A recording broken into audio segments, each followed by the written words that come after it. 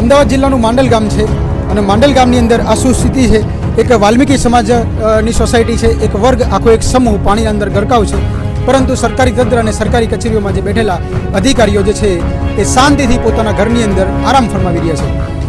તમે જુઓ તો મિત્રો, સોસાયટીના અંદર હવે આ ઘરની અંદર પાણી જાય છે। આ એક ઘર હું તમને બતાવું છું કે અહીંયા એક જે ભાઈ જે છે એ ભાઈ ઘરમાંથી ડોલથી પાણી કાઢી રહ્યા છે અને તમે જુઓ તો એમના ઘરમાં પાણી ઘૂસી ગયા છે। આ સમસ્યા એ કોઈ એક માત્ર વ્યક્તિની નથી, પણ આખા એક વર્ગ, એક સમૂહ, એક વાલ્મીકી સમાજની આખી સોસાયટીની સમસ્યા છે।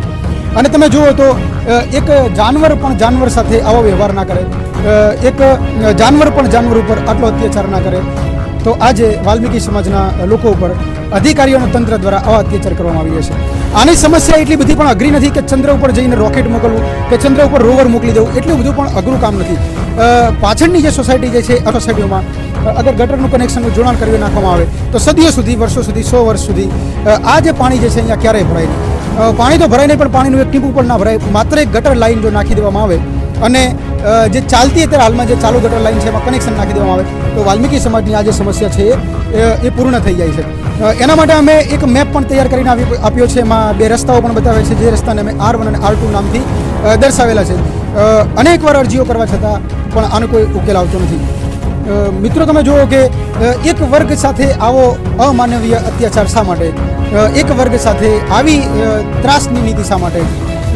આ એટલું મોટું કોઈ અઘરું કામ નથી કે એટલા વર્ષો નીકળી જાય કે મહિનાઓ નીકળી જાય, એટલું કામ નથી। આ માત્ર એક દિવસનું કામ છે ને એક દિવસના અંદર જો ગટર લાઈન નખાય તો આમાં જે છે આ તમામ પરિવારોને જે શાંતિ થઈ જાય છે।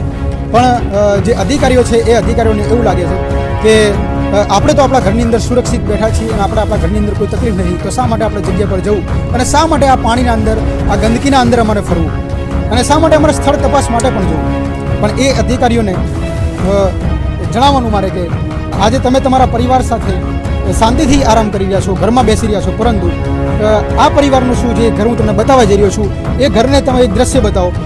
આ ઘરના જે માલિક છે એને ટોટલ સ્થળાંતર કરવું પડ્યું છે, એ પોતાનું ઘર મૂકીને અને બહાર છે એના જે મૂળ માલિક જે છે એ મૂળ માલિક હાજર નથી, કારણ કે એના ઘરની અંદર પાણી ભર્યું છે। આ જે દરવાજો તમને દેખાય છે એ દરવાજો હજી 2 ફૂટ અંદર નીચે પાણીમાં ગરકાવ છે અને આની અંદર જે છે એ પાણી ભરાઈ ગયું છે। એ પરિવાર રહી ના શકે, એ પરિવાર ત્યાં બેસી ના શકે, આ ઘરને બંધ કરીને જતું રહેવું પડ્યું છે। તો આનો અંત ક્યારે? અહીંયા એક નજર કરો તો ઘરની અંદર પાણી જવામાં માત્ર હવે 1 ઇંચની વાર છે અને કેટલાક ઘરો એવા છે કે જેમાં પાણી ઘૂસી ગયા છે।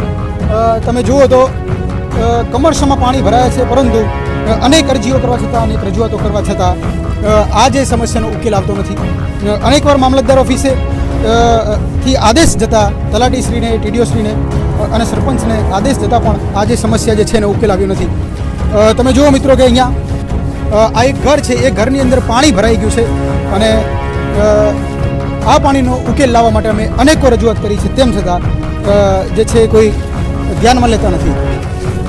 જે સરકારી તંત્રને વર્ષો અને મહિનાઓ કાઢવા ખૂબ જ આસાન છે એમના માટે, પરંતુ અમારે એક રાત કાઢવી, 1 મિનિટ અમારે નીકાળવી એ અમારા માટે મુશ્કેલ છે। આ નાના બાળકો તમે જોઈ શકો છો, અહીંયા પણ નાના બાળકો છે અને અંધ બહેન જે છે પોતાનું ગુજરાન કેવી રીતે ચલાવશે આ ઘરની અંદર?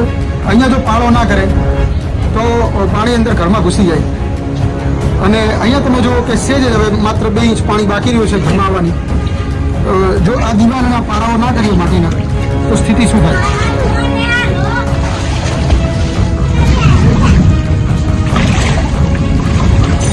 ઘરના દરવાજાઓ માત્ર હવે 5 જ મિનિટની વાર છે અને ઘરના દરવાજાઓ જે છે પાણીમાં ગરકાવ થશે।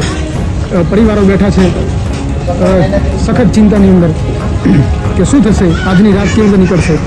આ અમાનવીય અત્યાચાર જે છે, આ જે અપકૃત્ય છે, સૃષ્ટિ વિરુદ્ધનું કૃત્ય પણ આને કહેવાય, કારણ કે સૃષ્ટિ અને પ્રકૃતિ તમને ક્યારેય એવી આઝાદી નથી આપતી કે તમે એક વર્ગ સાથે, એક સમૂહ સાથે આવી રીતે અમાનવીય અત્યાચાર કરો અને એમના પ્રશ્નોના જે ઉકેલ ક્યારેય ન લાવો। તો કુદરત, માનવતા અને મર્યાદાઓ આ બધું છોડી દીધું છે, એક નિષ્ઠા છોડી દીધી છે અને વાલ્મીકી સમાજને આ માટે રહેવા અને આ માટે જીવવા મજબૂર કરેલા છે।